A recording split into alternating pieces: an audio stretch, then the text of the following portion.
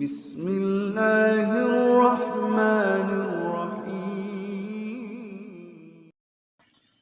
Assalamualaikum warahmatullahi wabarakatuh. Sobat-sobat, kita bersama lagi di channel saya dalam dakwah Islam pencerahan.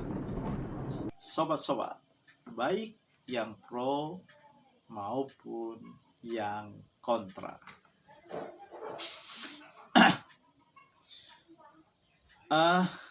Kebencian terhadap Wahabi yang terus dibangkitkan, yang terus dipompakan ya oleh pendukung, pembela dan pengamal TBC. Ya tentu saja kebencian yang dipompakan, kebencian yang dibangkitkan semakin lama semakin membesar dan akhirnya ya sepertinya tidak ada lagi kebaikan pada yang mereka katakan Wahabi. Ya karena mereka menjadi benci, bahkan dengki kepada gerakan Wahabi yang sesungguhnya gerakan kembali kepada Al-Quran dan Sunnah Nabi. Dakwah merujuk kepada Al-Quran dan Sunnah Nabi.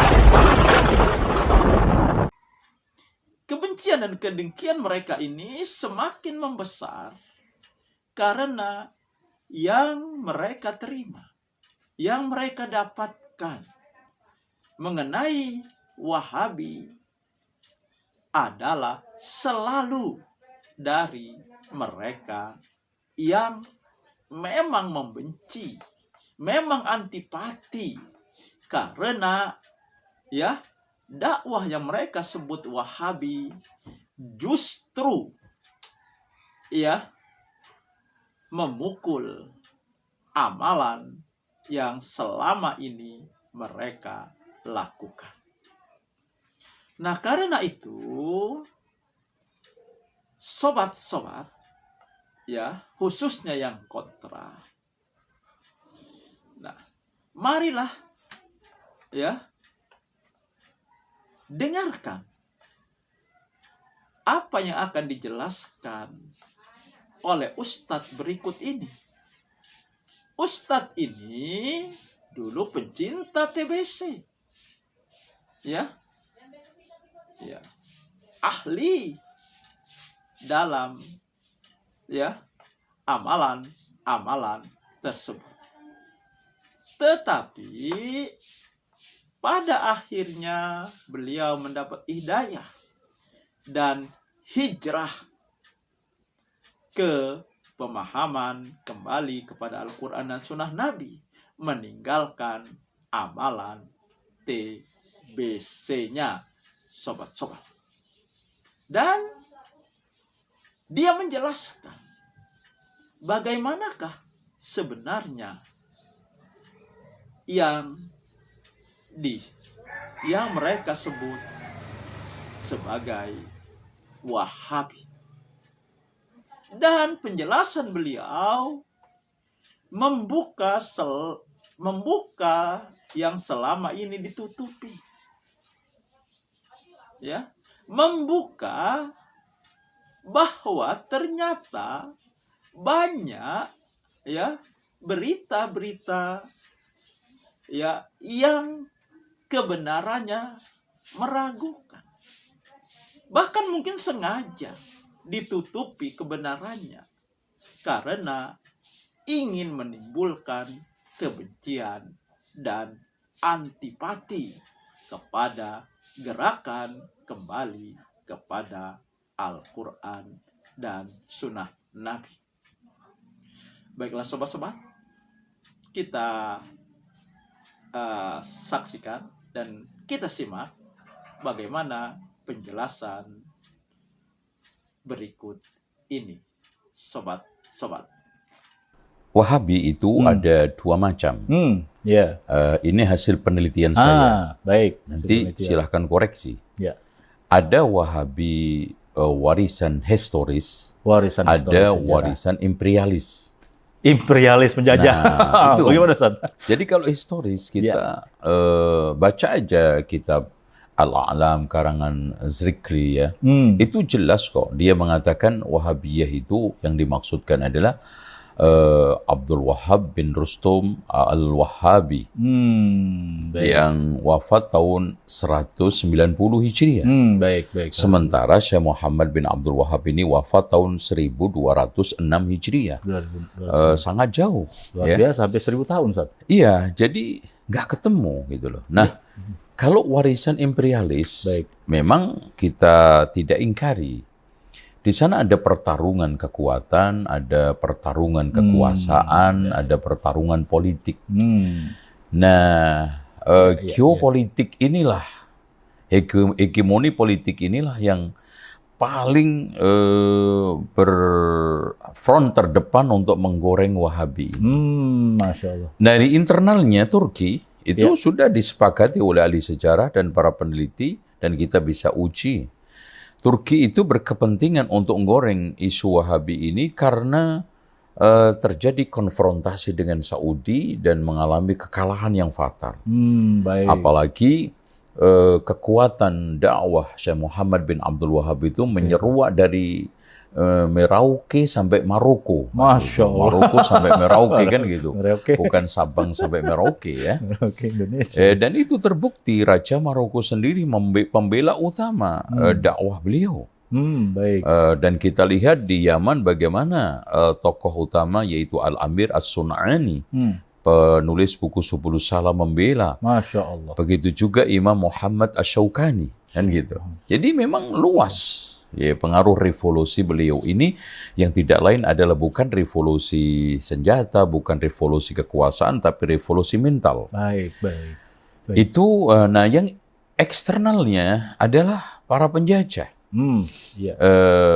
Yang kalau kita lihat bagaimana Inggris mengulirkan isu Wahabi di India ketika mulai terpojok dengan para tokoh yang ingin membangkitkan perlawanan kepada imperialisme.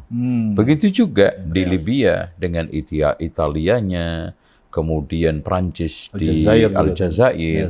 Bahkan dikatakan Ernest di dalam, ini peneliti seorang orientalis Asia Tenggara, dia mengatakan bahwa Prancislah yang mengulirkan isu radikalisme dan terorisme.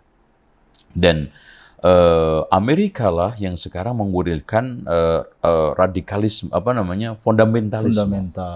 Jadi ini produk dan diakui oleh Philip Al-Khitti, salah seorang orientalis yang objektif menilai bahwa gelar Wahabi itu memang diperoleh dari lawan-lawan dakwah Syekh Muhammad bin Abdul Wahhab. Dakwah ya Ustaz. Nah, mereka-mereka yang goreng diantaranya adalah Zuhair di dalam bukunya ini. Terus kemudian Josrich dan beberapa orientalis yang sudah mulai menggulirkan istilah Wahabi. Kalau dia jelas pemahaman Ibadiyah Khawarij yang memang dia itu penerus bapaknya.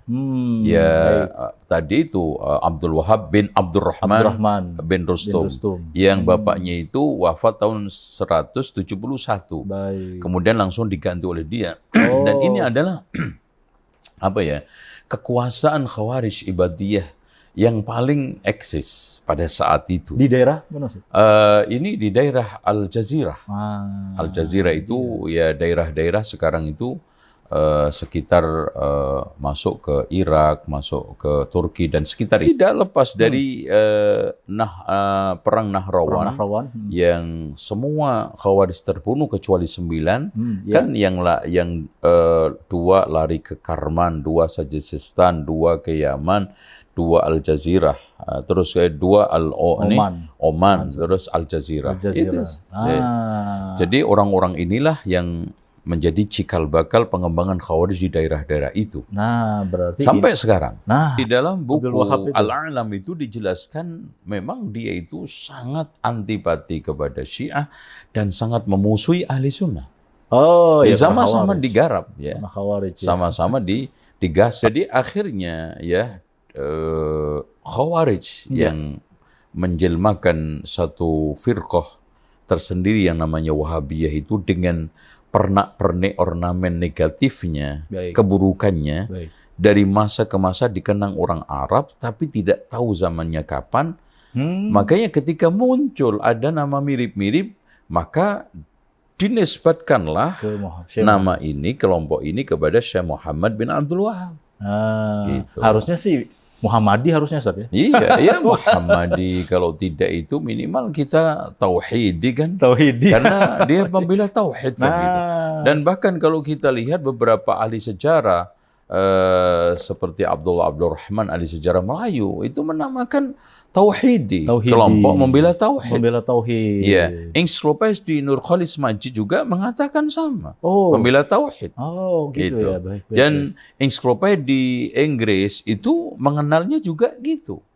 Jadi intinya kuliran Wahabi itu santer itu hanya dari mulut ke mulut, hanya berita burung, kemudian akhirnya menjadi konsumsi umum, lalu ada penelitian, lalu dibukukan. Itu.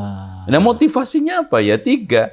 Motivasi pertama kan politik kekuasaan. Ya, itu kan gitu dimanapun. Makanya di dalam bukunya Hamka dari perbendaraan lama, beliau menegaskan bahwa Wahabi itu setiap mau pemilu di Indonesia itu selalu digoreng. Ntar lagi dong. Iya, jadi beliau mengatakan lagi-lagi yang menjadi tuduhan siapa? Masumi. Nanti ormas-ormas ya Muhammadiyah ya Persis dulu zaman Hamka. Yang sesuai sunnah. Ya, gitu, kita bukan mengada-ada, silahkan aja baca buku beliau dari perbendaharaan lama. Dan dicetak sekarang ini beredar di online dimanapun bisa dibeli. Bisa dibeli. Itu kan gitu. Nah, yang kedua ada politik sosial keagamaan. Sosial keagamaan, baik. Nah, tokoh-tokoh masyarakat, tokoh agama tertentu yang takut kehilangan berbagai macam posisi popularitas, maka ikut-ikutan mengulirkan Wahabi kan gitu. Nah, yang ketiga penjajahan. Jadi inilah politik kekuasaan yang didominasi ketika itu Turki, agama sosial, tokoh-tokoh yang dipetakan oleh Syekh bin Bas kan 3. Baik. Politik sosial ini, yaitu 1, tokoh agama Darwis yang sesat, baik, yang menjungkir balikkan fakta, yang benar menjadi salah, yang salah menjadi benar, untuk membuat citra buruk Syekh Muhammad bin Abdul Wahab. Yang kedua, mereka-mereka yang takut kehilangan popularitas, kekuasaan, dan pengaruh. Nah, yang ketiga, mereka ini yang nggak tahu menahu tentang Syekh Muhammad bin Abdul Wahab, cuman ikut-ikutan. Makanya kalau ditanya, siapa Muhammad bin Abdul Wahab? Bagaimana pemikirannya? Apa yang dimaksud Wahabi? Dia nggak bisa melanjutkan, kecuali yang dia dapat dari tokoh-tokoh yang sudah digoreng, yang sudah disetting, bahwa itu adalah pemikiran Wahabi yang sebenarnya, padahal tidak ada itu. Nah, itulah sobat-sobat. Ya, bagaimana? Ya, penjelasan ini, ya bagaimana dengan penjelasan yang disampaikan oleh Ustadz Zainal Abidin tersebut? Ya, mantan aswajah, mantan pelaku pembela, penyebar, ya, pelaku dan pembela amalan TBC. Ya, sangat beruntung sekali. Karena sekian lama dalam belenggu amalan TBC, bisa mendapat hidayah untuk keluar dari belenggu tersebut dan meninggalkan amalan TBC-nya, hijrah kepada dakwah, kembali kepada Al-Quran dan Sunnah Nabi. Dan saya kira beliau ya menjadi contoh yang sangat baik bagi sobat-sobat yang hingga saat ini masih dalam belenggu amalan TBC. Ya, saya doakan ya, dan agar sobat-sobat yang masih dalam belenggu amalan TBC setelah ya menyimak penjelasan Ustadz Zainal Abidin bisa mendapat hidayah, hijrah juga seperti yang dilakukan oleh Ustadz Zainal Abidin. Sobat-sobat, demikian sobat-sobat, semoga ini menginspirasi dan mencerahkan. Nasrum minallahi wa fathun qarib. Wassalamualaikum warahmatullahi wabarakatuh.